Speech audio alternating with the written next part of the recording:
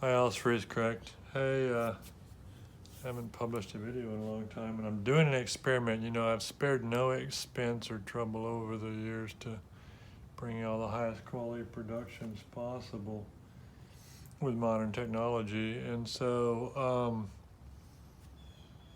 first I'd like to show you this. Look, of course, a braider. Yeah, so what I did was, since conditions here are always tenuous at best, I went to the store and bought a bright LED floodlight. So I'm testing that. So anyway, for people that think I never show you anything colorful, this is a piece of Tecovas jasper from North Texas, and I blanked it like this. And once I realized it was really pretty, I went into vapor lock and didn't do anything else with it. What else have I got here? This is starting out bad, I know, but it gets worse, so hang in there. Here is a stellar example of Roy Miller Flint Ridge.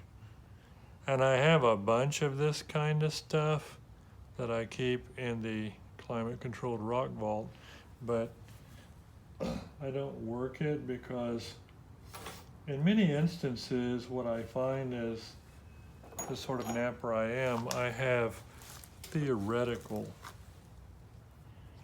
work and theoretical projects.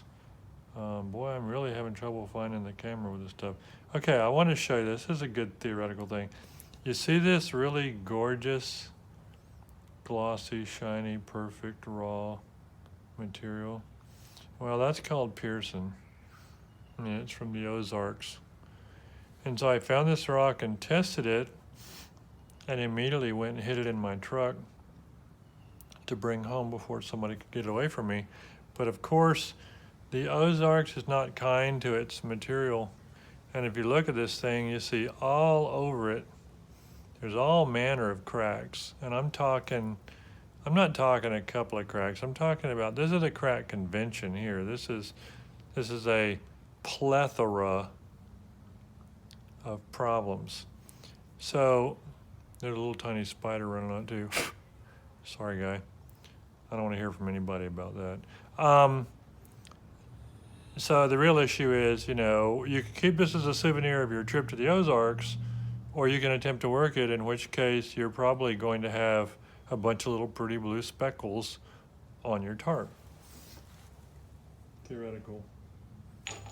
On a completely unrelated note, there is some nice Burlington, some pretty Burlington when it's heated.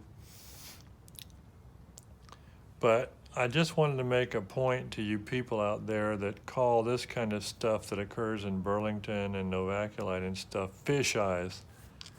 This has nothing to do with a fish, people. Here's an example on the back of a side view of that same thing. And no, that is not a roly-poly beetle thing either. These are the stems that attached to the floor a fan-looking little animal called a crinoid, and this is a crinoid columnar segment, okay? Say it 10 times and it's yours. Crinoid columnar segment. I mean, the expression's yours, not the rock. This is mine. Okay, so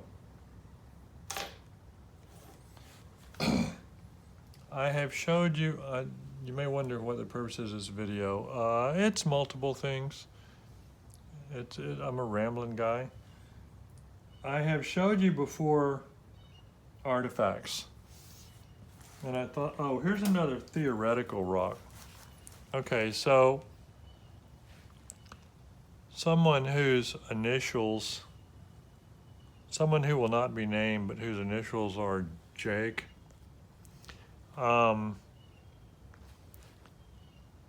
offers me this and says, oh, this is oolite from Wyoming or something, hit it. Okay, well, this was the part that was already like it was, and this is what else was on it. So it becomes a theoretical. All right. Anyway, artifacts. Before I show you some big, glorious artifacts from Central Texas, and I have a bunch more, and I never know how much people want to see various things. So this biface was going really well, and then this happened, I guess. And you kind of wonder, well, how did that happen? Well, to me, it looks like the guy struck high with a hammerstone or something, and got the divot treatment. It's a wonder it didn't blow up the whole thing. Anyway, so it was not fun to be him that day. This, on the other hand, is cool. The person that did this really knew what they were doing. They set up great hammerstone platforms around the edges and knocked off this stuff.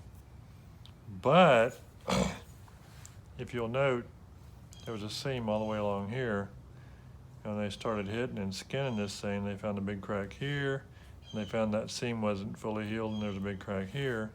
So I think that's why they discarded it, unless the case was that they simply wanted the big flakes off that for some other purpose to start with.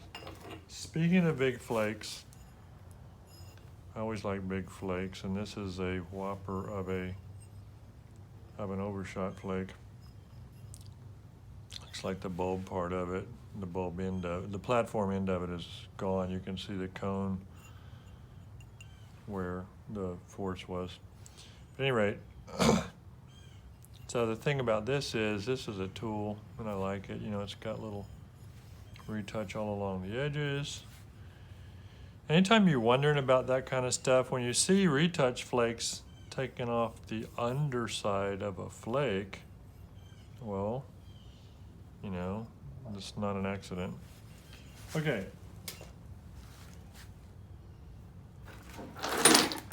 But I want to show you different stuff from a different locale. This is river stuff, and it is from an area that does not have good chert or flint, still in Central Texas. But this kind of illustrates why you have to be careful when somebody on eBay or somewhere says, oh, here's some Texas rock. Well, there's Texas rock, and then there's Texas rock, and this stuff will all sort of ruin your arm. But these are artifacts.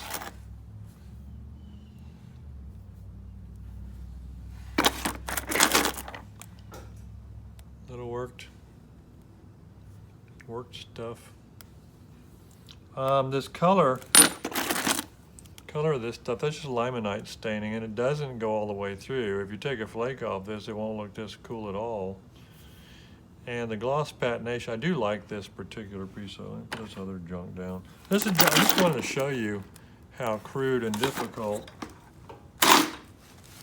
it can be to work rocks from some localities. And this is not indication that the person didn't know what they were doing. It's indication the rock was just tough as nails, and they took very steep angles on it, attempting, because they knew that they probably couldn't, with whatever percussor they were using, they probably couldn't drive flakes very far, so they just went real steep with it, and ultimately abandoned this preform. And I doubt it was because they weren't trying to do something bifacial and just wanted flakes. I have a feeling it was because they just realized that they were not going to achieve an acceptable reduction as preform, unless they used it like it is, because it does have a bunch of platform battering and stuff on it, but since it was in a river, I don't know if that's from that or not. At any rate, this. This is, somebody really knew what they were doing, and I like this.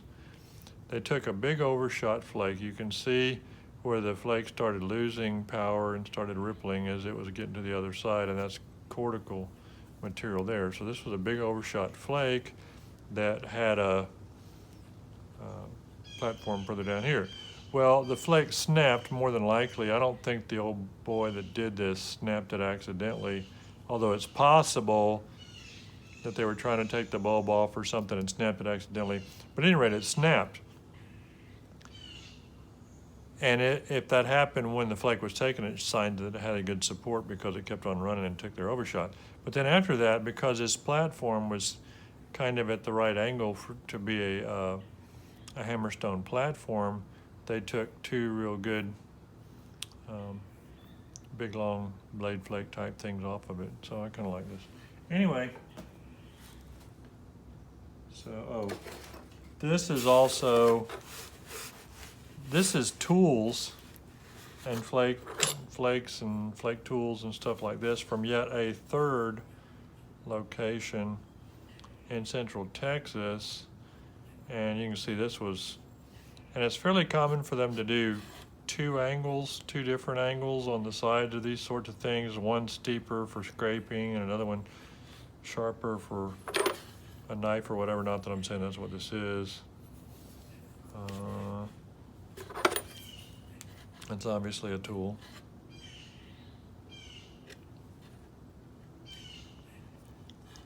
Spoke shave type kind of scraping tool thing. But anyway, this also is from an area with tough material.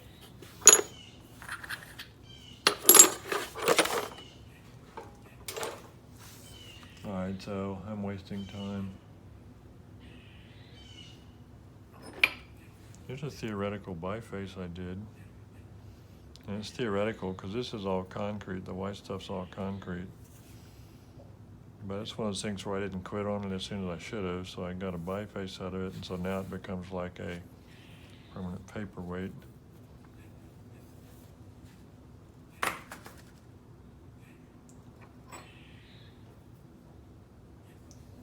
Well, I was going to show you how to do something else, but first I want to answer a question. I get a bunch of questions online, and somebody said, how can I talk about, or can I make a, I think it was, can you make a point out of a thin flake? Very thin flake. Okay, so first of all, I guess my comment regarding that is, why would you want to? In my mind, the secret of making points out of flakes is to make a lot of flakes and then go through them carefully and pick the best flakes to make a point from. Because it actually can be tedious and take a lot of time to make points from flakes. You get too big a flake, you spend a lot of time trying to get the sides off of it and everything, get down to the meat. You select one that's got the wrong shape or contours or whatever, it just doesn't work. But anyway, most real thin flakes are not perfectly flat and don't have surfaces that are optimal to go ahead and make a point out of them. When you leave a flake not bifacially worked on both sides because it's so thin, like in this one right here, there's an area in the middle that's thin, that's pretty straight, and you can get all this other stuff off and have that thin middle. But unless you're able to push the flakes to the center line on both sides and create a bit of convexity on both sides, the flake remains structurally very weak in a lateral direction because flat surfaces are easy to break. And that's one of the reasons you break so many flakes when you're trying to initially edge them and stuff and get them prepared to start taking flakes across them. You do find a lot of old stuff, small stuff especially, that's unifacially worked or not completely covered in flakes and biconvex on both faces. Some of that stuff is just hand tools where they weren't worried about the lateral strength because they weren't ever doing anything that tested the lateral strength. If you're just drawing you're just cutting, there's no those kind of forces on it. the ones that are points are usually small points, and by virtue of their shortness, didn't get as much lateral force on them. And I guess the old boys figured, well, if you hit a rib, you're going to break it anyway.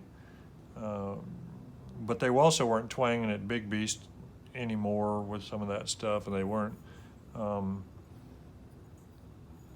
as concerned about snapping the body of the point, because a lot of times when the tip glances off of something, you automatically break the point of the stem anyway. And the smaller and thinner it is, the less strength it has. So anyway, but having said all that, okay, so you want to know how to work a thin flake. Well, that's a thin one. I guess I could mess with that, or I could mess with this. The material matters a lot too, like that strong stuff there. Oh, I was gonna say, you know, you can do whatever you want to make out of a big thick flake, but you have to be better at it, because you're going to lose. I mean, you got to be kind of an expert to get that thing all thin and dealt with before you lose all your width and or length. This one's a lot thicker. That one you could make a regular point out of and nobody'd ever even know it was a flake. That one's thick too. Okay, so ramble. It's been 16 minutes. I'll be right back.